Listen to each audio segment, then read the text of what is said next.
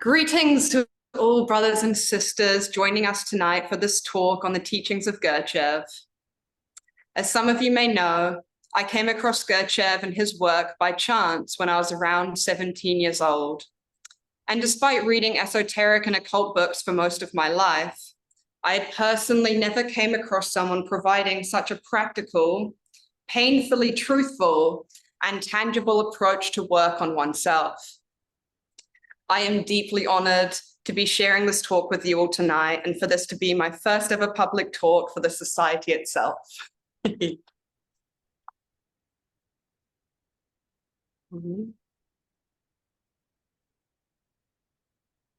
Lovely.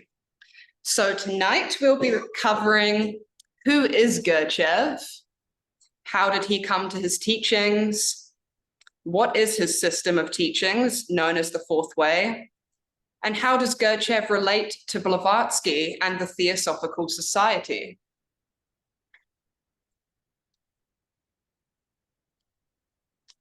So we shall begin with who is Gurdjieff?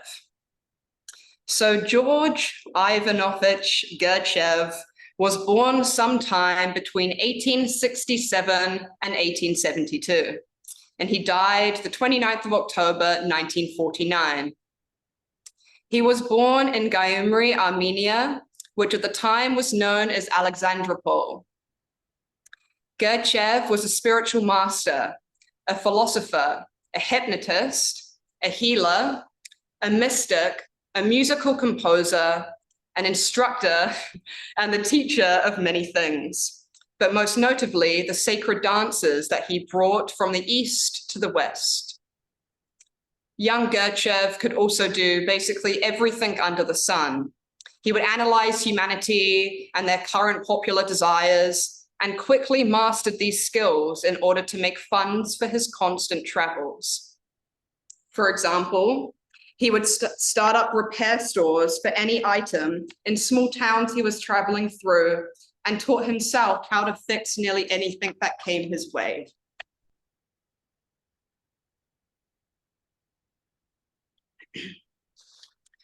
So Gurdjieff grew up in a place called Kars in Turkey, which at the time was the administrative capital of the Russian-ruled Transcaucasus province of Kars Oblast, a border region recently captured from the Ottoman Empire and was inhabited by a multi-ethnic population that had a wide history of respect for traveling mystics and holy men. At the time, Kars was home to Armenians, Russians, Caucasus Greeks, Georgians, Turks, Kurds, Yazidis, which is the indigenous Kurdistans, and a smaller number of Christian communities from Eastern and Central Europe.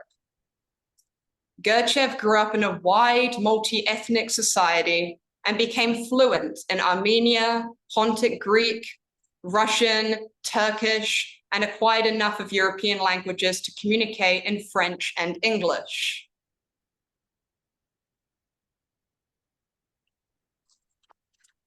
So, who was Gurdjieff's influences? Gurdjieff's earliest influences were most notably his own father, who was a local carpenter, musician, and poet. When Gurdjieff was 9 years old, his father was on his deathbed and told Gurdjieff that his only inheritance left to him was the following sentence that he had Gurdjieff repeat 3 times. Remember, if somebody creates anger in you, tell the person you will come back after 24 hours to answer them. And for 24 hours, wait. And after 24 hours, whatever comes to you, go and do.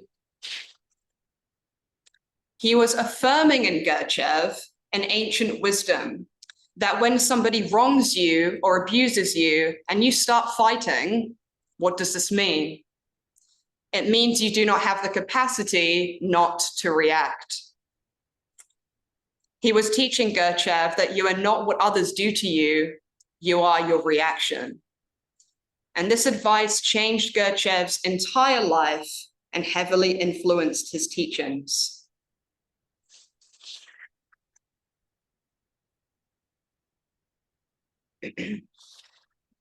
Upon the death of his father, young Gurdjieff avidly read literature from a wide range of sources and was immensely influenced by these sacred writings he came across.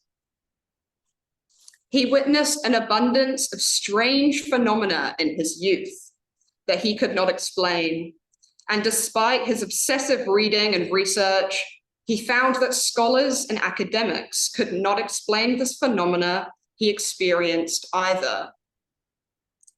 So from these experiences, Gurdjieff formed the conviction that there existed a hidden truth known to mankind in the past, which could not be ascertained from science or mainstream religion. So along with a group of comrades, Gurdjieff set forth on his great aim, which was one unconquerable desire to investigate from all sides and to understand the exact significance and purpose of the life of mankind.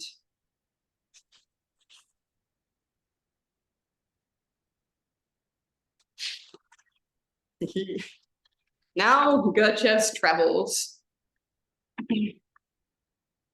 Gurdjieff traveled over a period of 20 years with a group of companions called the Seekers of Truth, whose principle was to never follow the beaten track. He mentions traveling through Turkey, Athos, Crete, Jerusalem, Egypt, Ethiopia, Mecca, India, China, Siberia, Central Asia, and Tibet, with particular emphasis on Islamic locations like Bokhara, Merv, and Samarkand. Unlike Blavatsky, Gurdjieff looked to the Middle East for knowledge, emphasizing Sufi and Dervish traditions. Gurdjieff came into contact and studied under many esoteric hidden schools, such as esoteric Christian schools that predated the birth of modern Christianity in Ethiopia, Sufi and Zoroastrian brotherhoods, the descendants of the Essenes, which was the mystic Jewish sect, and a brotherhood called the Sarmon Brotherhood. Most of these accounts can be found in his second book, Meetings with Remarkable Men.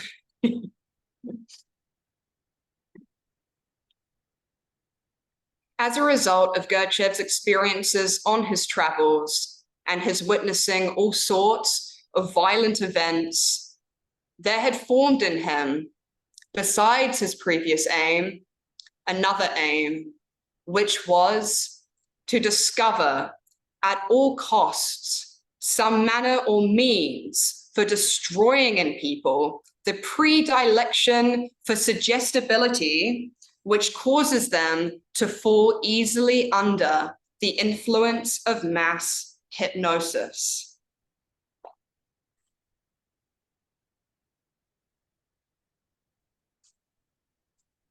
So, what was Gurdjieff's teaching?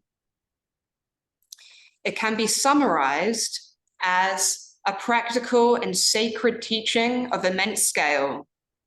The fourth way shows how to use one's ordinary life with all its uncertainties, with all its negativities, with all its suffering and pleasures to come to real life. Why is it called the fourth way? It's called the fourth way as it differs from the three archetypal ways of self-development that have existed throughout the ages. Unlike the other three, the fourth way only comes about into existence when it is needed for humanity's conscious evolution and progression. The three other ways consist of the way of the body, which is the fakir, the way of the emotions, the monk, and the way of the yogis, the mind.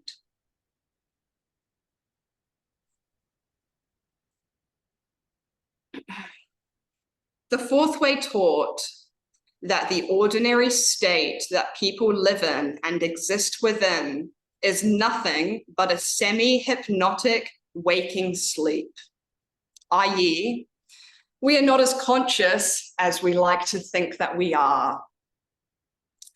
It taught that we must increase our focus and our attention within ourselves through practices Gurdjieff called self-observation and self-remembering. Self-observation is an intimate pathway into one's own mind, body, and spirit. It allows us to experience new levels of self-awareness, and by doing so, to live more conscious and harmonious lives. And self-remembering is a state of consciousness in which human beings are simultaneously aware of both themselves and their actions.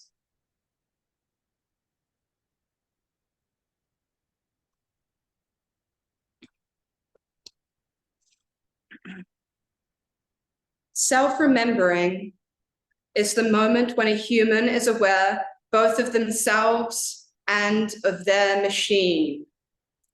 We have it in flashes, but only in flashes. There are moments when you become aware not only of what you are doing, but also of yourself doing it. You see both I and here, of I am here, both the anger and the I that is angry. And now when you're fully and always aware of the I and what it is doing, you become conscious of yourself. That's a quote from Gurdjieff. The inner development in oneself is the beginning of a possible further process of change, of real inner evolution, in which the aim is to transform man and woman into what Gurdjieff said we ought to be. And self-remembering is an inner process of conscious attention which allows us to take in impressions directly, unfiltered. We consciously receive and digest impressions rather than simply reacting to them. And that's a quote by Uspensky, who was one of Gurdjieff's most devoted pupils. Has everyone got that? So, increasingly in the world, but especially in the West, there is little to no differentiation of what is one's personality and what is one's essence. Every human being is born with what he calls an essence, which is the real individual seed of the soul. But the personality is what one thinks one is and what has been ingrained by one's society, one's environment, and the impressions of other beings around them since birth. And a fundamental part of Gurdjieff's teachings was to evolve and grow our essence instead of our false personality. Essence in man is what is his own. Personality in man is what is not his own. Not his own means what has come from outside, what he has learned or reflects all traces of exterior impressions left in the memory and in the sensations, all words and movements that have been learned, all feelings created by imitation, all this is not his own.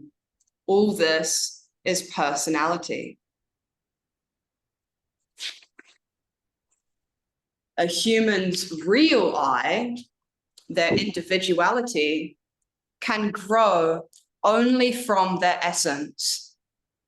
it can be said that a human's individuality is their essence, grown up, mature. But in order to enable essence to grow up, it is first of all necessary to weaken the constant pressures of personality upon it, because the obstacles to the growth of essence are contained in personality.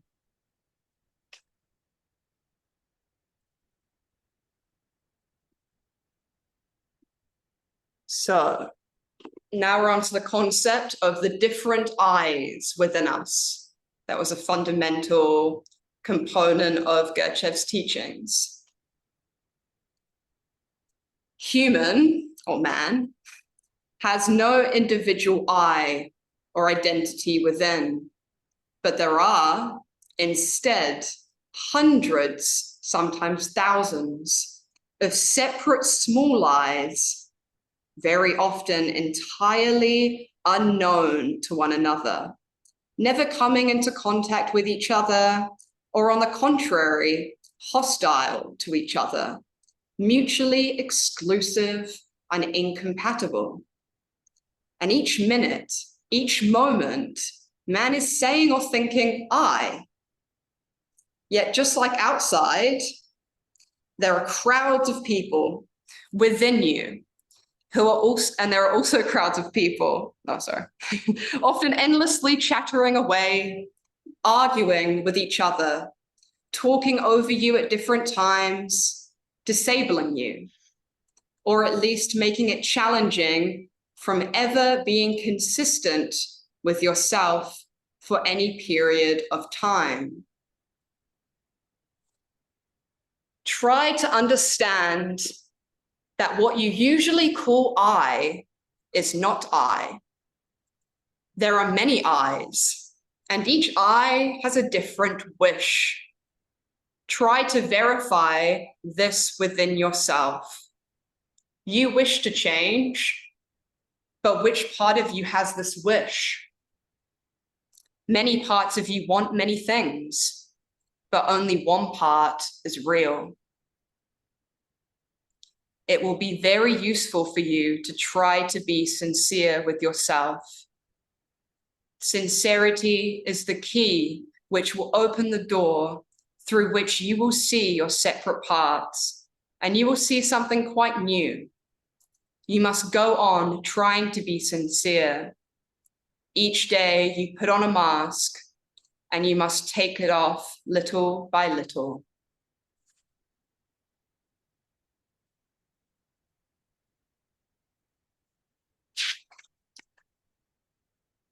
So, around 1920, Gurdjieff, having just escaped the Russian Revolution with a group of his followers and loved ones, he left this part of the world and created his school of his own teachings in, of all places, Fontainebleau, France, which is about 20 miles outside of Paris.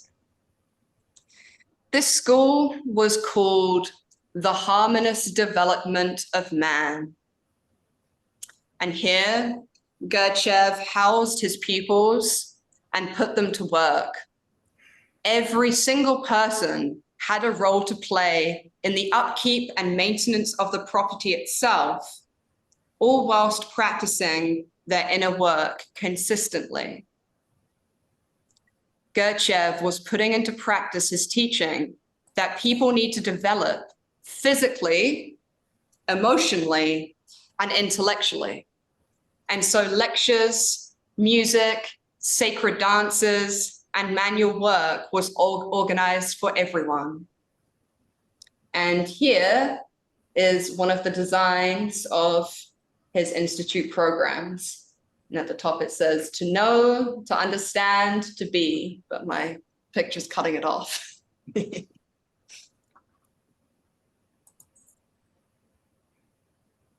Here is the building itself, which is still in existence in France today. However, it is now a retirement home. and sadly has no reverence of anything Gurdjieff related. But it's still a beautiful building.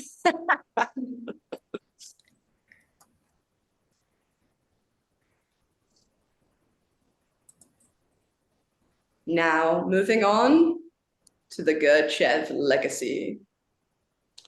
Some of Gurdjieff's most notable students were Madame de Salzman, Kenneth Walker, Maurice Nicole, Thomas D. Hartman, P.D. Uspensky, Catherine Mansfield, John G. Bennett, Alfred Raj, and even Bill Murray. Jean Madame de Salzman was Gurdjieff's most dedicated pupil, who continued to lead the Gurdjieff work with special emphasis on his sacred movements until her death.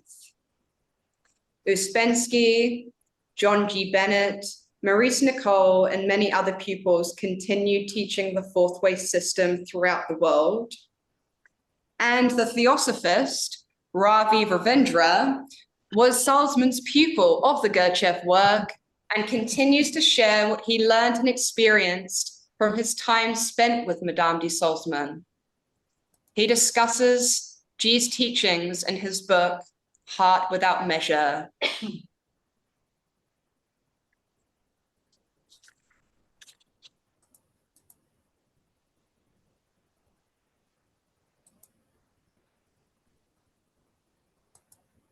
So now we're on to the juicy bits.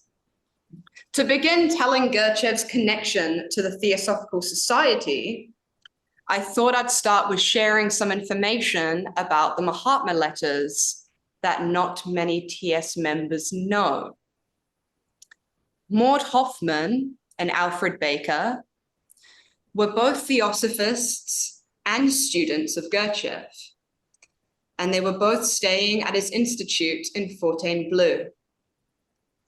Hoffman became the owner of the 148 letters written by the masters Moira and Kuthumi to Sinet and Hume, and she decided that they should be made public. She chose Alfred Baker to edit the letters for publication, and then these letters became known as the Mahatma letters.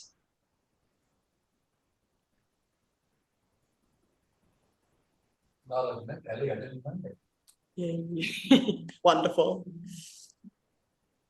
Even more so, Gurdjieff and Blavatsky's connection. Okay.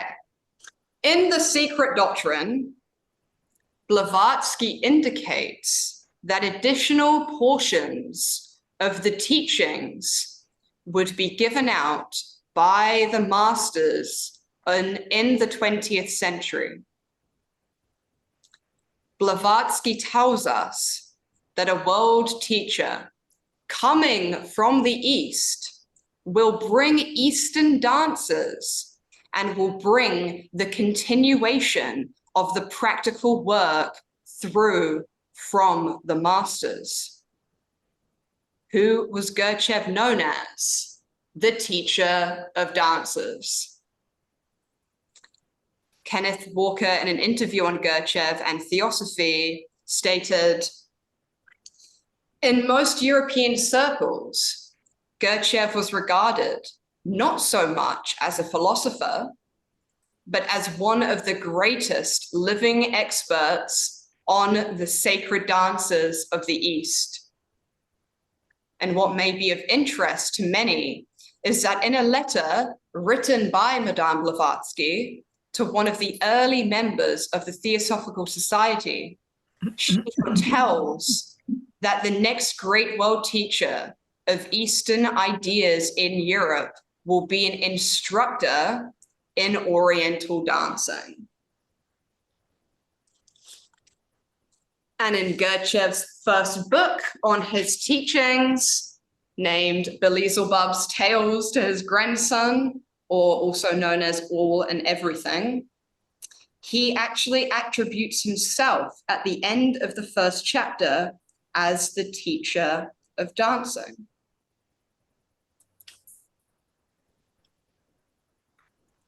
Here is some of the sacred dances that he used to instruct and teach that are actually still being used today, specifically mainly in France, in Russia, and in other areas of the world that still have his teachings in schools. And Blavatsky wrote, in century the 20th, some disciple more informed and far better fitted may be sent by the masters of wisdom to give final and irrefutable proofs that there exists a science called Gupta Vidya, esoteric or secret science, and that, like the once mysterious sources of the Nile, the source of all religions and philosophies now known to the world has been for many ages forgotten and lost to men, is at last found. This was precisely what Gurdjieff's first book, Beelzebub's Tales to his grandson, accomplished.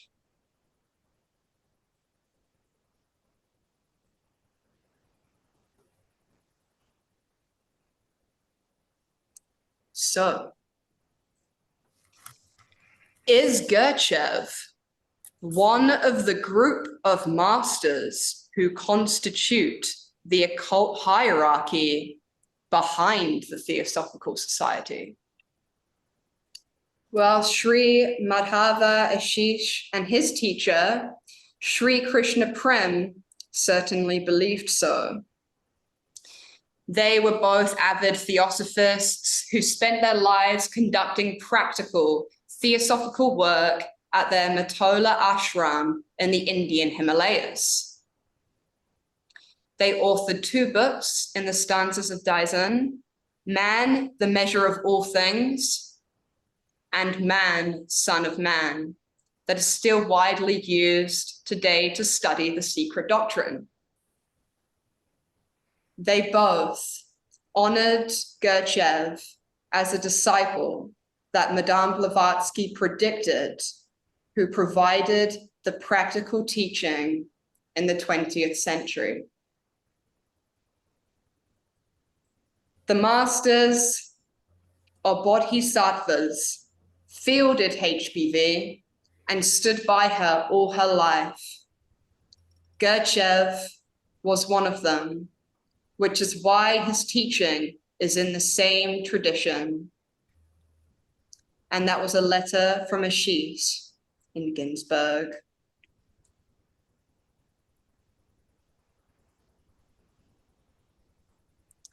And we're at the end.